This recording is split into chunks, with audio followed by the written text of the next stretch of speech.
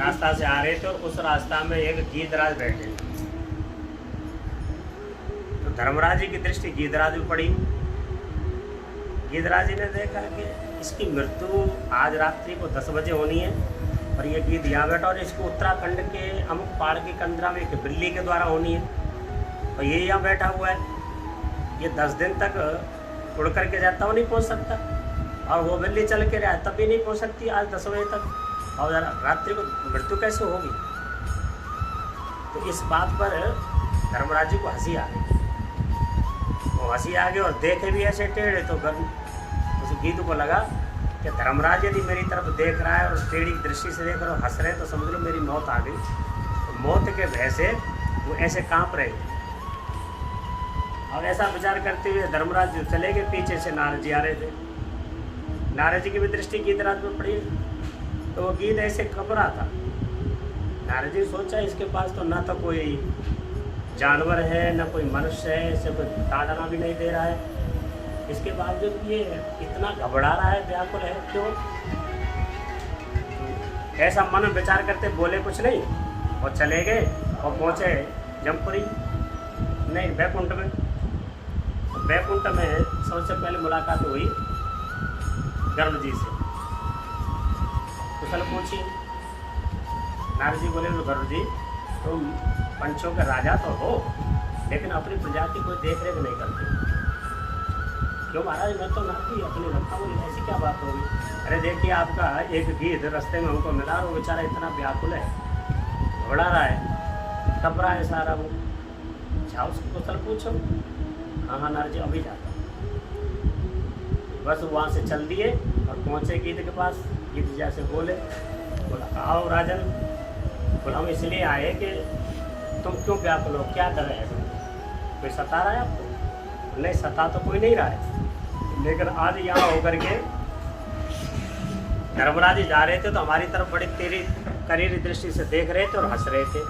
तो हमको राजन मृत्यु का भय है, क्या वो हमारी मृत्यु आ गई है, धर्मराज हमारी तरफ देख रहा है। तो गरुड़ जी बोले गीदराज अब निश्चिंत हो जाओ और बैठो मेरी पंखों पर, पहले आपको सुरक्षित करता हूँ, इसके बाद में धर्मराज जी से बात करूँगा। उनको पंखों पर बैठाया और उत्तराखंड की उसी पहाड़ की कंदरा में जा के बंद कर दिया कि यहाँ काल भी प्रवेश न कर सके। और वहाँ से चल करके फिर सीधे पहुँचे जमपुरी। धर्मराज जी देखा गरुड़ जी आए, आओ राजन कैसे गरुड़ जी पधारे, क्या बात है। तो बात तो कुछ नहीं पर आप ये बताओ हमारे गीतराज को देख करके हंस क्यों रहे थे, करीबी दृष्टि से क्यों देख रहे थे। तो गरुड़ जी में इसलिए देख रहा था कि आज तुम्हारे उस गीत की मृत्यु उत्तराखंड के अमुक पहाड़ की कंदरा में एक बिल्ली के द्वारा होनी है और रात्रि के 10 बजे। तो मैं प्रभु के उस विधान पर इसलिए हंस रहा था कि ना तो यही जा सकता है वहाँ 10 बजे तक और ना वो मिला भी आ सकता है, इसकी मृत्यु कैसे होगी। इस प्रभु के विधान पर मुझे हंसी आ गई। तो गरुड़ जी कुछ नहीं बोले कि मैं उसे वहाँ रख के आया। अच्छा यही बात थी, बोला बस बाहर निकल करके और सीधे उत्तराखंड में चल दिए उस पहाड़ पर कंदरा में। और जैसे कंदरा को हटाया तुरंत एक बिल्ली निकल करके दौड़ के भाग गई और वहाँ अंदर जाके देखा तो गीदराज के पंख पड़े हुए। तो उन्होंने गरुड़ जी ने वही कहा कि जैसी जाकी हो तब बिठाए तैसी बने सहाय, तो ताहे न आवे ताए पे ताए तहाँ ले जाए। जिसका जैसा होना होता है वो उसी समय वैसा ही होता है, ये सुनिश्चित है समय। अनहोनी नहीं होए कछु होनी मिटे न कोय, देखो सीता दशरथ अत समर्थ दो कोय, अत समर्थ दो कोय राम भरता वशिष्ठ गुरु, और यदुवंशी को नाश भयो देखत परमेश्वर। जो होना है उसे कोई नहीं रोक सकता और जो नहीं होना है उसे कोई कर नहीं सकता। अनहोनी नहीं होए कछु होनी मिटे न कोय। देखो सीता दशरथ ऐसे माता सीता और ऐसे राजा दशरथ जिनके राज्य को देख करके सारे देवता लोग भी लज्जित होते थे, ऐसा अयोध्या का राज्य था। और ऐसे धर्मात्मा राजा दशरथ जो साक्षात भगवान का जिनके घर में प्रादुर्भाव हुआ तो कोई छोटे मोटे धर्मात्मा राजा तो नहीं होंगे, लेकिन ऐसे सामर्थ्यवान दशरथ पिता, ऐसी सामर्थ्यवान सीता माता, जो होना था उसे नहीं रोक पाए। हो दशरथ जी ने कहा कि गुरुदेव, हम राम जी का राज्याभिषेक करना चाहते हैं, इसमें घड़ी मुहूर्त शोध करके समय बताओ, इसमें कोई विघ्न न होना चाहिए, निर्विघ्न। भूत त्रिकालज्ञ गुरु वशिष्ठ, भूत भविष्य वर्तमान तीनों काल के जानने वाले, बड़े ज्योतिष के आंकड़े सब शोध करके और फिर बताया कि राजन, कल सुबह 10 बजे राजा का राज्याभिषेक कर दिया जाए राम जी का, इसमें कोई विघ्न नहीं है। और उसी शाम को घोषणा कराई कि कल राम जी का राज्याभिषेक होगा, और रात्रि में पलटा पलट गया, राज्याभिषेक की वजह राम को वनवास हो रहा है। तो उन्होंने, राजा दशरथ ने गुरु से कहा कि गुरुदेव, आप तो 3 काल की जानने वाले, भूत भविष्य वर्तमान, ज्योतिष से भी शोध के बताया, ये आपका उल्टा कैसे हो गया? तो गुरुदेव क्या कहते हैं राजा से कि राजन, होनहार भावी प्रबल, और वैसे कहीं मननाथ, हान लाभ जीवन मरण, जस अपजस विद्या। ये होनहार है, इसे कोई नहीं टाल सकता है। ये 6 चीज मेरे हाथ में भी नहीं है। मैं शास्त्र के आधार पर तो कह सकता हूँ, ज्योतिष के आधार पर तो कह सकता हूँ, लेकिन जो प्रभु को करनी है, वेद मेरो भेद है, मैं वेदन के माई, और जो वो करनी है वो वेदों में भी नहीं, मैं वेद के आधार पर तो करता हूँ, लेकिन जो ठाकुर जी करते हैं वो वेद से भी परे करते हैं। तो ये 6 चीज तो प्रभु के हाथ में हो, हानि लाभ जीवन मरण जस और अपजस। तो गुरु शरी के वशिष्ठ, सीता शरी की माता सामर्थ्यवान, दशरथ शरी के पिता, लेकिन जो होनी तो उसे टाल नहीं सके। देखो सीता दशरथ अतिसमर्थ दो कोय, वो अतिसमर्थ दो कोय राम भरता, उनके ऐसे भरता साक्षात परमेश्वर, जो प्रकृति विराट सृष्टि लय होई, जो भौं टेढ़ी कर दे तो सृष्टि के लय कर सकते हैं। ऐसे सामर्थ्यवान प्रभु भी जो होना था उसे टाल नहीं पाए। वशिष्ठ और यदुवंशियों को नाश भयो देखत परमेश्वर, भगवान श्री कृष्ण दुर्वासा ऋषि के श्राप से 56 करोड़ यादव समुद्र में कट कट के मर गए, और ठाकुर जी समुद्र के किनारे खड़े खड़े देखते रहे, लेकिन ये नहीं कह पाए अपने कुल से तो भैया इसमें स्नान मत करो, इसमें दुर्वासा ऋषि का श्राप है। दुर्वासा ऋषि समुद्र के किनारे बैठे तपस्या कर रहे थे। यदुवंशी कोई त्योहार आया और सब समुद्र स्नान करने के लिए आए, तो एक बच्चा तो थे ही, उनके मन में आया कि बाबा भजन कर रहा है, कुछ व्यंग करना चाहिए। एक पत्थर का मूसल ले करके और पेट में यहाँ बांध करके और कपड़ा से बांध दिया, और एक लड़के को धोती पहना करके स्त्री का स्वरूप बना करके और उसे बाबा के पास ले गए, और जाकर बोलते हैं, बाबा आप तो सिद्ध पुरुष हैं, बताओ इस औरत के क्या होगा। तो बाबा तो सामर्थ्यवान थे ही, दुर्वासा ऋषि तो सब कुछ जानते थे, ये मेरे से व्यंग कर रहे हैं। उन्होंने श्राप दे दिया कि पत्थर बांध करके आए, तो उन्होंने कह दिया कि इसमें तुम्हारे विनाश करने वाला पैदा होगा, जाओ।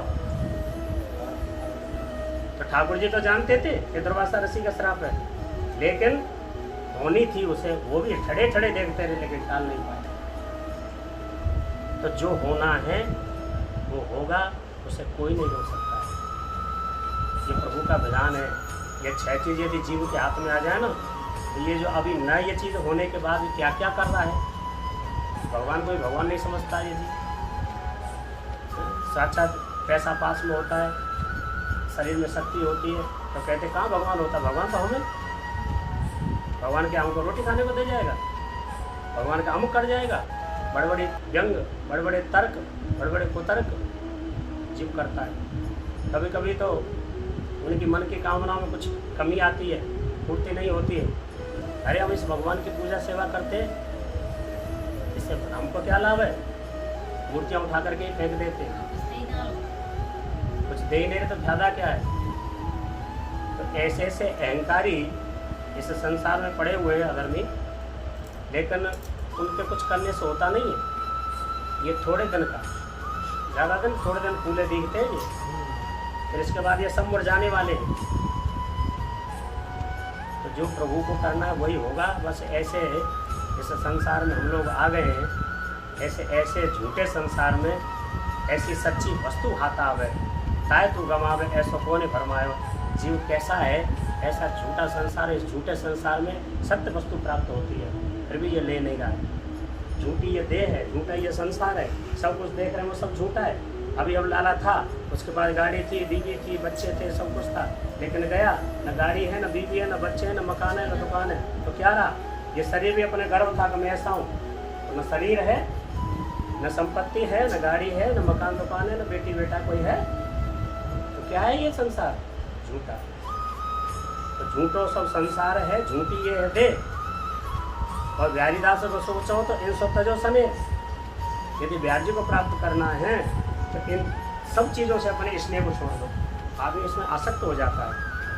कोई मकान दुकान बनाता तो उसमें आसक्त होता है, कैसा सुंदर मकान है, कैसे डिजाइन है, ये मेरा है, कैसे सुंदर बच्चे, ये बहू है, पत्नी है, ये मेरा है किसी का नहीं। झूठी बात सांची कर दिखावत तो और नागर। ठाकुर जी ऐसी झूठी बात है, लेकिन हम लोगों को कैसा लग रहा है, ये ऐसा सच्चा है, यही है और इससे आगे कुछ है नहीं, लेकिन सब झूठा, सब माया। जहाँ तक हमारी मन इंद्री जा रही है वहाँ तक सब माया ही माया है, और माया तो झूठी है, सच्चे तो प्रभु है, और प्रभु से अलग करने वाली माया है। तो झूठी बात सांची कर दिखावत, कौन दिखा रहे हैं सच्ची सी, कि प्रभु दिखा दे। प्रभु की ये चतुराई है, निपुणता है कि ऐसे झूठे जगत को हमको सच्चा सा दिखा रहे हैं। लेकिन समझदार व्यक्ति वो है कि शास्त्रों से टैली करके, किसी गुरु संत जनों से सुन करके इस ऐसे झूठे जगत से अपने मन को ऊपर उठाना चाहिए। इसमें तो ऐसे रहना चाहिए जैसे कमल होता है।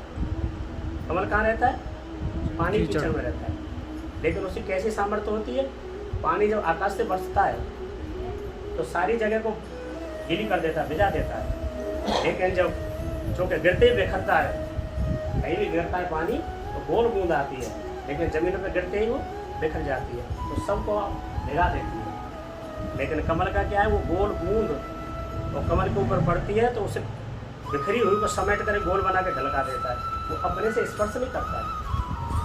तो जो बुद्धिमान महापुरुष लोग हैं वो कभी इस संसार के किसी भी वस्तु में आसक्त नहीं होते। जैसे कमल पानी को ढलकाता है ऐसे अपने से दूर रखते हैं, वो किसी वस्तु में आसक्त नहीं होते, जानते हैं कि सब झूठा है। इसमें यदि मैं फंस गया, मेरा मन कहीं भी किसी भी वस्तु में नेक भी रह गया, तो मन की मनसा के अंदर ऐसी कामनाएं छुपी हुई है, आदमी मन तक काम करता है, मनसा तक तो पहुँच ही नहीं पाता है।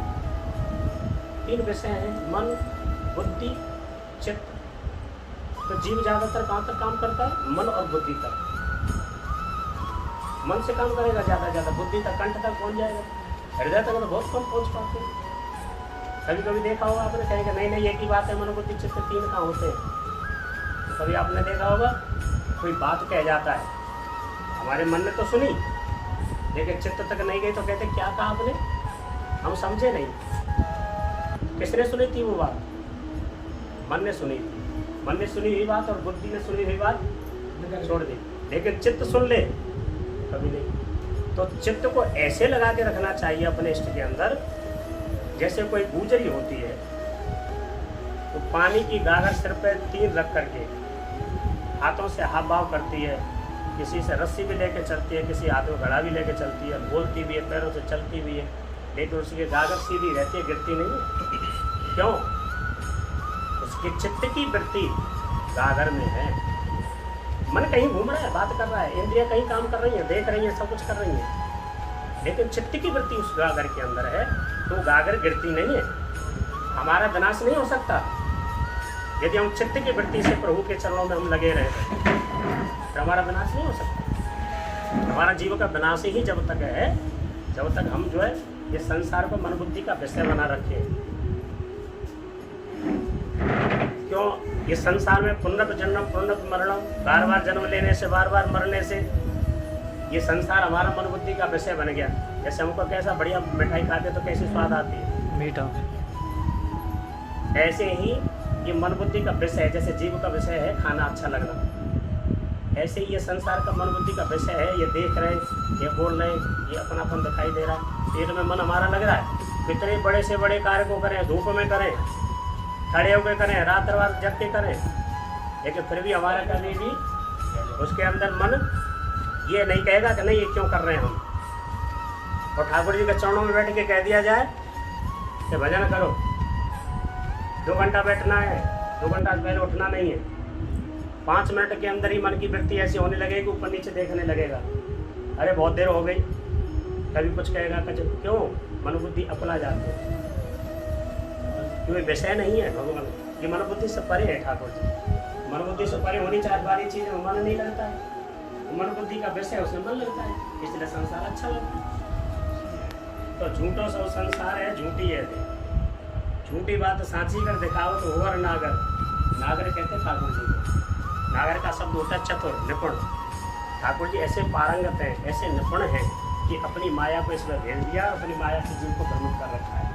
अब इस मेरे पास वही बंदा आएगा जो मेरी इस माया से अपने मन को ऊपर उठा करके फिर मेरे में लगाएगा। और इसलिए उन्होंने इतने शास्त्र, इतने वेद, इतने पुराण, इतने उपनिषद सब कुछ लिख के भेजा। तो ये जीव इतने जन्म जन्मांतरों से उलझा हुआ है। एक बात कह दी जाए, जीव का एक से कल्याण हो जाता है। कौन सी बात? रामायण की चौपाई ले लो, राम भजन में सुनो खगेशा, मिटाए न जीवन के कलेश। जीवन का कलेश का मिट सकता है? भगवान का भजन करें। ये जीवन में हम आत्मसात करें, इसको अपने जीवन को उतार दें तो कल्याण हो गया कि नहीं हो गया? पार्वती जी की एक चौपाई, शंकर जी के रामायण में भी शंकर जी कह उमा को में अनुभव अपना, सत्य हर भजन जगत सब सपना। सत्य क्या बताया? हरि का भजन। ये जगत क्या है? सपना है। ये चौपाई एक जीवन में उतर जाए तो जीव का कल्याण हो गया। लेकिन कितनी बड़ी रामायण लिखी, कितने बड़ा 18,000 श्लोक। भागवत का सार 2 अक्षर है, भागवत 2 अक्षर है। भगवान ब्रह्मा जी ने जब सनकादिक ऋषियों को जब भागवत सुनाई तो केवल 4 श्लोक बोले,